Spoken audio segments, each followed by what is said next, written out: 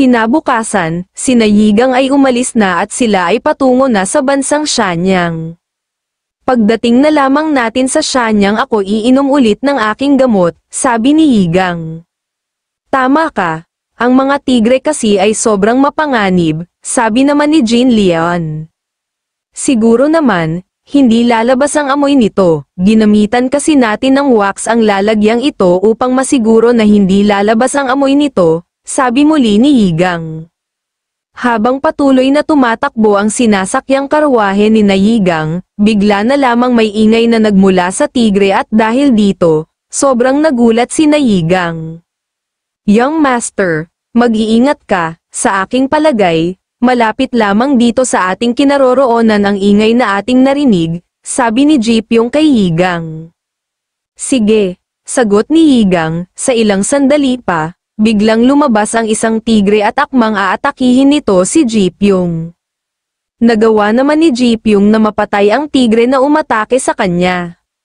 Ngunit, biglang may isa pang tigre ang umatake sa kanya at ito ay tumalon sa karwahe na sinasakyan ni Yigang. Mula naman sa loob ng karwahe, sinaksak ni Yigang, Jin Lian at Mujong ang tigre at nagawa naman nilang mapatay ang tigre na ito. Napatay mo ang tigre sa napakasimpleng paraan, ikaw ay talagang sanay na. Magagawa mo pa ito ng mas mahusay kung paghuhusayan mo pa ang iyong pagsasanay, sabi ni Jipyong kay Yigang. Mayroon din kaya silang energy orb, tanong ni Yigang. Ang mga tigreng sumalakay sa atin ay hindi mga dakilang tigre, isa lamang silang mga ordinaryong tigre, sagot ni Jin Lian. Kung ganun, hindi pa sila mga dakilang tigre, ibig sabihin may mas malalaking tigre pa kaysa sa kanila.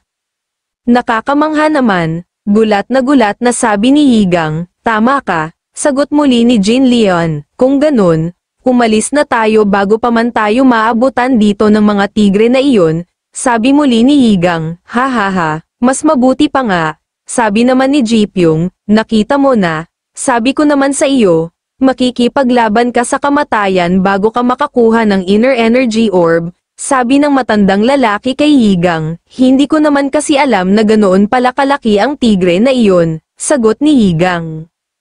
Sa isang kagubatan kung saan pansamantalang naninirahan ang mga miyembro ng Tiger Slaughter Sect.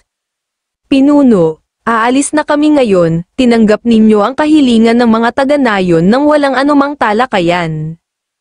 Pagkatapos ngayon, nais na agad ninyong labanan ang dakilang tigre.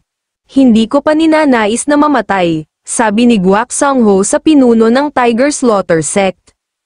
Iyan ba ang dahilan kung bakit nakipag-usap ka sa mga taga-angkan ng Bek na iyon at nagbigay ka pa ng impormasyon sa kanila? Tanong ng pinuno kay Guak Songho. Ang mga taga-angkan ng Bek ang tumulong at nagligtas kay Sangchil, sagot ni Guak Songho. Nakalimutan mo na ba na pinatay din nila ang isa nating kasamahan, sabi muli ng pinuno. Nararapat lamang na sila ay mamatay dahil sa kanilang mga masamang ginawa. Gayunpaman, hindi ako sasama sa inyo dahil napakaraming yokai sa paligid. Ito ay lubhang mapanganib, kung ako sa iyo, aalis na lamang din ako sa lugar na ito, maliban na lamang kung gusto mo talagang mamatay, sabi muli ni Guak Songho sa pinuno. Pwede bang umalis ka na ditong matanda ka? Wala kang kwenta, sabi muli ng pinuno kay Guak Songho. Mga kasama, hindi ba't kapag nakakita tayo ng yokai, tayo mismo ang tatapos sa kanila, sabi naman ng pinuno sa iba pang miyembro ng Tiger Slaughter Sect. Tama, tayo ang tatapos sa kanilang lahat, sagot ng isang lalaki. Bigla namang may dumating na lalaki at ito ay si Dusam. Pinuno, may nakita ulit kaming mga tigre, sa aking palagay, hinahabol ng mga taga-angkan ng Bek ang mga ito, sabi ni Dusam sa pinuno. Agad namang lumabas ang pinuno at kasama din nito ang ilan pang miyembro ng Tiger Slaughter Sect upang puntahan ang kinaroroonan ng nasabing tigre. Magaling, tara na at tingnan natin kung ano ang hitsura ng sinasabi nilang dakilang tigre, sabi ng pinuno. Sumunod kayo sa akin pinuno, sabi muli ni Dusam. Dusam, napapansin ko na nagtatrabaho ka ng maayos simula pa noong mga nakaraang araw, Sabi muli ng pinuno. Kailangan kong ipaghiganti ang aking namatay na kaibigan, mananagot sa akin ang mga taong pumatay sa kanya, sagot ni Dusam, sandali, naririnig ba ninyo iyon? Mukhang naabutan na nga ng mga taga-angkan ng Bek ang mga dakilang tigre, sabi ng isang lalaki, sa aking palagay ay nilalabanan na nila ang mga dakilang tigre, sabi naman ng isang lalaki. Mayayaman na sila, hindi na nila kailangan ang balat ng tigre, sabi ng pinuno. Tara na, palibutan natin sila at pagkatapos, nakawin natin ang katawan ng mga namatay na tigre, sabi naman ng isang lalaki. Narito na tayo, sabi ni Dusam, bakit dito mo kami dinala? Anong ginagawa natin dito sa matarik na Dalesdis, aakyat ba tayo riyan, tanong ng pinuno. Ang ibig kong sabihin, dito na ang lugar kung nasaan ang tigre, sabi muli ni Dusam. Nasisiraan ka na ba? Niloloko mo ba kami? Bakit mo kami dinala dito? Ano namang gagawin natin dito? Tanong muli ng pinuno kay Dusam. Nakalimutan mo na ba, di ba't sinabi mo sa akin na dalhin ko kayo sa dakilang tigre? Narito na tayo, sagot ni Dusam, sa ilang sandali pa. Si Dusam ay biglang nagbago ng anyo at ito ay naging isang yokai at ito ay sobrang ikinagulat ng pinuno. Isang mabilis na pag-atake ang ginawa ng pinuno at agad na pinugutan nito ng ulo ang yokai na nasa kanyang harapan. Naisip ng pinuno na kung nagawa silang dalhin ng yokai sa lugar na iyon, ibig sabihin lamang noon, siguradong mayroon pang ibang yokai ang nasa paligid. May dala ba kayong lambat? Kailangan natin ng lambat, sabi ng pinuno sa dalawang lalaki na kasama niya. Magagamit natin ang lambat kung isang tigre lamang ang naririto. Pero, sa aking palagay ay hindi lamang isa ang naririto, sagot ng isang lalaki. Nang mga oras din iyon, sina Yigang, Ji Pyong at Jin Leon ay nakahinto sa gitna ng kakahuyan. Malinis na ako ngayon, sabi ni Yigang, Young Master. Itatapon ko na ang iyong mga damit na nabahira ng dugo, sabi naman ni Ji Pyong. Hindi pa man nagtatagal, bigla silang may narinig na ingay ng mga tigre na nagmumula sa di kalayuan. Yigang, manatili ka lamang dyan sa aking likuran, sabi ni Jin Lian kay Yigang. Young Master, mag-iingat ka, sabi naman ni Ji Pyong. Nakarinig muli sila ng ingay, ngunit, nang sandaling iyon, ang ingay na ito ay nagmula na sa mga tao na humihingi ng tulong. Ano yan? Isang pugot na ulo na nagsasalita. Sino kaya ang may kagagawan niyan? Sabi ni Yigang, siguradong hindi isang uri ng dakilang tigre ang may kagagawan niyan. Iyan ay dahil sa isang yokai. Sabi naman ni Jin Leon, sobrang nagulat sina Yigang dahil biglang sumulpot sa kanilang harapan ang isang uri ng yokai na tinatawag na two-headed yokai tiger. Ang yokai na ito siguro ay higit na napakalakas kaysa sa iba pang yokai, sabi ni Yigang. Iniisip mo siguro na iyan ay may dalawang inner energy orb dahil dalawa ang kanyang ulo, sabi naman ng matandang lalaki kay Yigang. Pumunta kayo sa gilid ng mga tigre, maliwanag ba? Sabi ni Ji Pyong kina Mojong at Pilhuan. Sige po Grandmaster nung Ji Pyong, sagot ni Mojong at Pilhuan.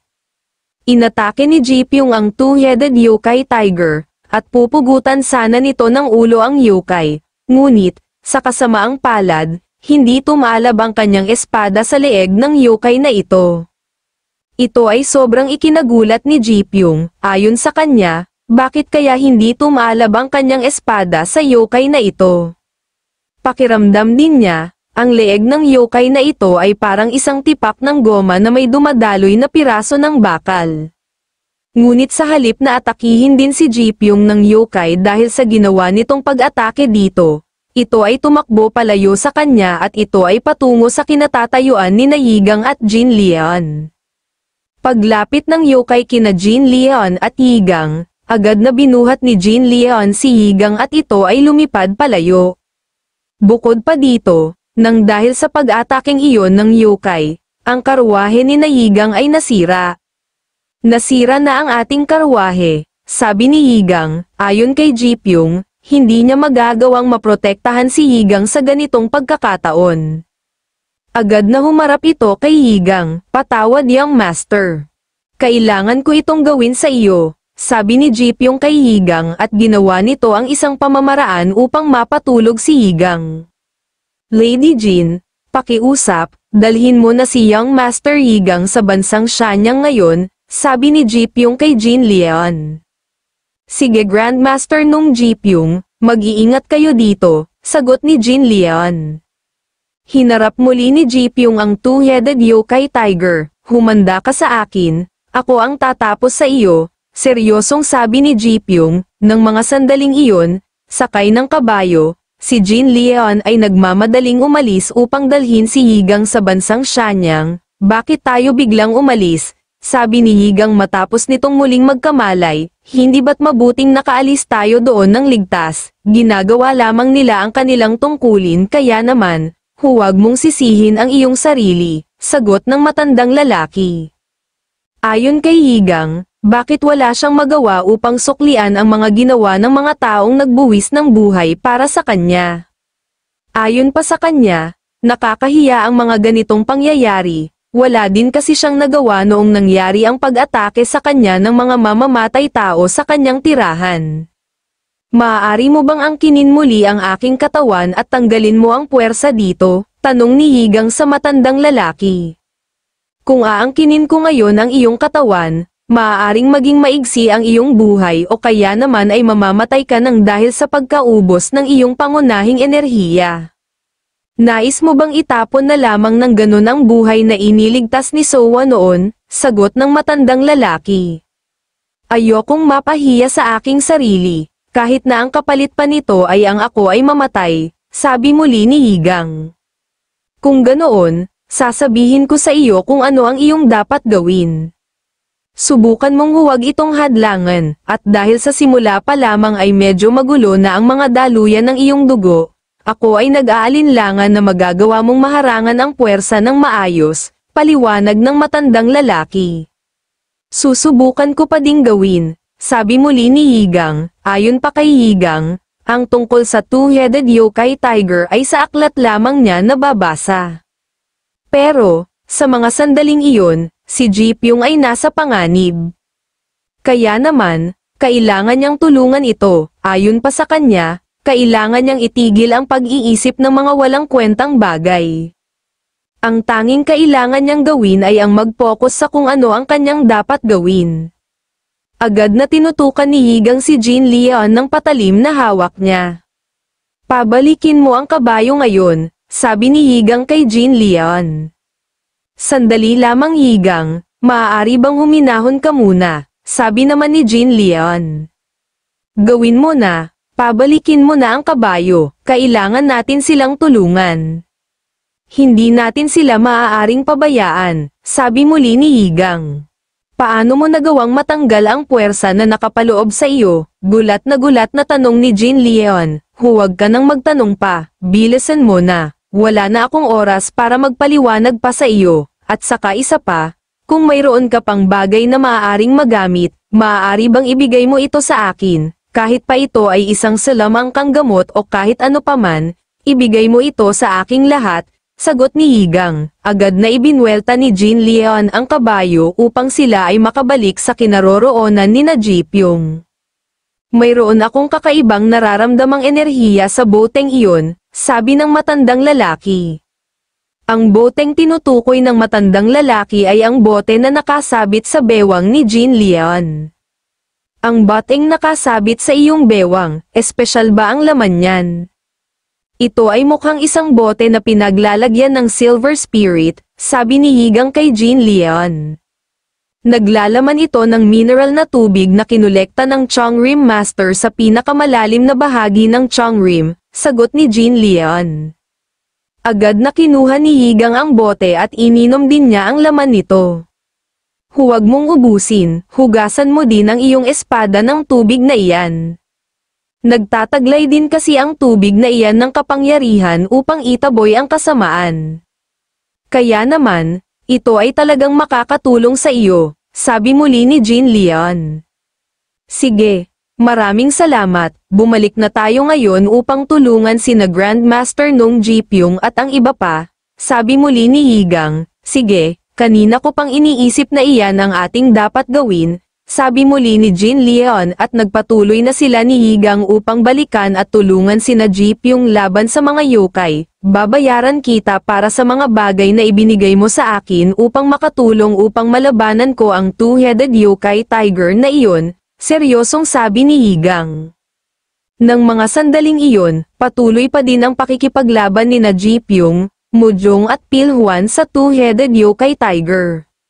Ngunit sa kasamaang palad, nagawang saktan ng yokai si Pilhuan. Tumalikod ka na, protektahan mo si Pilhuan, sabi ni Jeep yung kay Mujong. Pero kapitan, kaya ko pang lumaban, sagot ni Mujong. Umalis ka na, pagtuunan mo na lamang ng pansin ang iyong naputol na braso upang mapatigil ang pagdugo nito, sabi muli ni Jeep yung. Ang two-headed yokai tiger ay mukhang hindi man lang napapagod. Ang masama pa, ang sugat nito ay naghihilom, kaya naman, kahit ano pa mang gawing pag-atake dito, wala pa ding nangyayaring pinsala dito. Ayon kay Jipyong, kailangan niyang bayaran ang mga naging tulong sa kanya ng kanilang pinuno na ama ni Higang. Gagamitin niya ang buhay na sinalba noon ng pinuno upang tulungan at iligtas ang anak nito.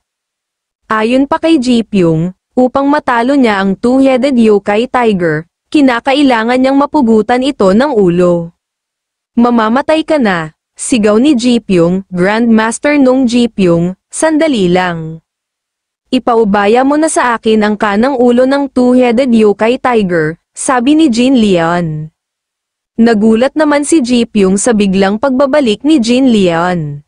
Lady Jin, anong ginagawa mo dito? Di ba't sinabi ko sa iyo na umalis na kayo? Nasaan si Young Master Higang? Tanong ni Jipyong, magkasama kaming bumalik dito.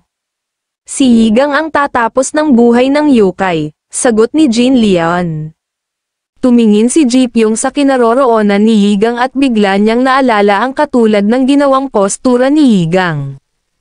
Ito ang pamamaraan na ginamit ng pinuno noong iniligtas siya nito maraming taon na ang lumipas. Nang mga sandaling iyon, ang yokai ay tatakbo na sana paalis. Hindi kita hahayaang makaalis dito, sigaw ni Jipyong. Lady Jin, ngayon na, sabi muli ni Jipyong at sinugod nilang dalawa ang yokai. Pagkatapos ng pagsugod na iyon, si Higang naman ang umatake sa yokai. Ang pamamaraan na ginamit ni Higang ay ang ikatlong uri ng Heaven and Earth Blade na tinatawag na Dragon and Tiger Subjugation. Tapos na. Ito ang Heaven and Earth Blade, seryosong sabi ni Higang at nagtagumpay itong paslangin ang two-headed yokai tiger. Hindi makapaniwala si Jipyong na napatay ni Higang ang yokai na iyon sa isang pag-atake lamang gamit ang isang espada na hindi man lang nilalagyan ng chi. Ayon kay Jipyong, ang ginawang pamamaraan ni Higang ay isang perpektong sword strike. Ayos, ito ay medyo nakabawas ng pasanin sa iyo noong inangkin ko ang iyong katawan sa maikling sandali lamang ng oras na ihampas mo na ang iyong espada. Hindi ba't masarap sa pakiramdam dahil napakatagal na ang lumipas noong gumamit tayo ng espada ng magkasama, sabi ng matandang lalaki kay Higang. Nang mga sandaling iyon pala ay may kakaibang nararamdaman na si Higang sa kanyang katawan at hindi ito napapansin ng matandang lalaki.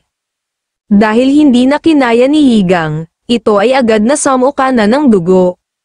Higang, anong nangyari sa iyo? Nag-aalalang sabi ni Jin Leon kay Higang.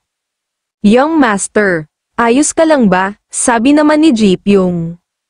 Napakasakit, sabi ni Higang, gayunpaman, ang lahat ng tao ay natututo ng dahil sa sakit. Tama ba? Sabi naman ng matandang lalaki, nilapitan ni na Jin Leon at Jipyong si Higang upang alalayan at tulungan ito. Kumapit ka lang Higang, sabi muli ni Jin Leon, bakit ba kasi nilabanan mo ang yokai na iyon? Alam mo namang mapanganib ito para sa iyo. Ginagawa naman namin ang lahat ng aming makakaya para talunin ang yokai na iyon. Paano na lamang kung may mangyaring masama sa iyo? Sabi naman ni Jipyong, ayos lamang naman ako, huwag na kayong mag-alala sa akin, sabi naman ni Higang kina Jipyong at Jin Leon.